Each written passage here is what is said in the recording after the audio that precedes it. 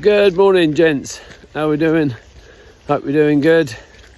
As it's Mental Health Awareness Month, I thought I'd record a video and go a bit more in depth into my story, into my own well-being, and I guess one of the reasons why I find this channel and supporting others a form of therapy for myself. Actually helps me understand my feelings and emotions, and gives that real feel-good factor too.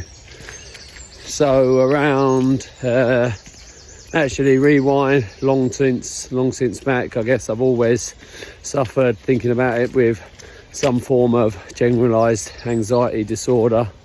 I've always overthought things, been quite anxious, nervous in social situations, and things like that. And I guess that really stems from, being brutally honest, exploring recreational drugs at a young age, in my late teens, early 20s, as I'm old enough to grow up in the rave culture era. Anyway, fast forward through to approximately 3 years ago, and had an attack on our house where some individual had a vendetta against me and decided to attack our home and put all the windows through. Now, at that time, I was particularly anxious anyway, and I was in my kind of 6x6 kitchen, and all the windows and the door came through. And it was a pretty traumatic experience. I guess we all know about the fight or flight mechanism, and mine at that time was more of a flight mechanism than a fight, and subsequently impacting me quite substantially. It left me with absolutely debilitating anxiety, with severe paranoia, and I isolated myself quite substantially, pretty much cut off from everyone I knew. Developed severe trust issues as a result of the paranoia. Didn't feel like I could trust everyone. Paranoia led as far as I believed everyone was tracking me, recording me, plotting against me, and that people were going to attack me everywhere I go. And subsequently, as I eventually built the courage up to take my dogs out and start on the daily walks, it just snowballed, and I began to look at a world that I thought would be better off without me in it, or I'd certainly be better off away from my racing and galloping mind, and frequently contemplated jumping off the motorway bridge to escape from it all, really. And 3 years later, obviously we are where we are now.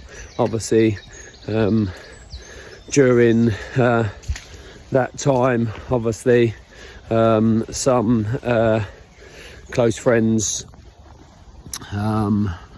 from within the boxing community sadly took their own lives, and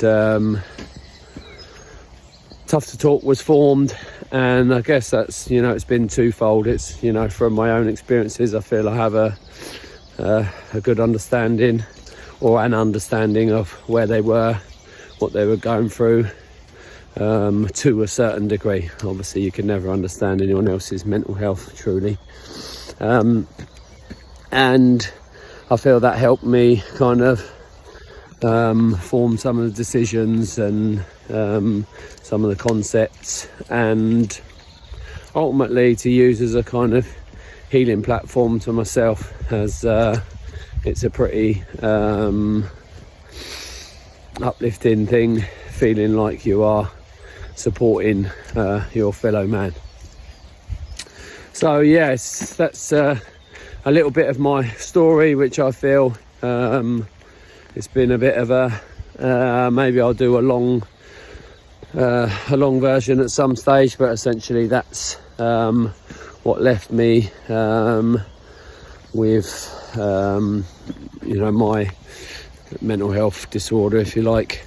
Now, the GP did prescribe me with mental health medications, which I took the prescription, but I declined to actually take the medication, and subsequently used physical activity as my platform for enhanced well-being.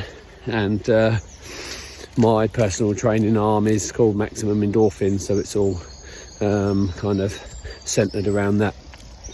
So if you're interested in that kind of thing, give us a follow, Maximum Endorphins. I'll put the handle in the thingy below. And yeah, so here we are. It's tough to talk, but it's good to talk. Have a great day. God bless.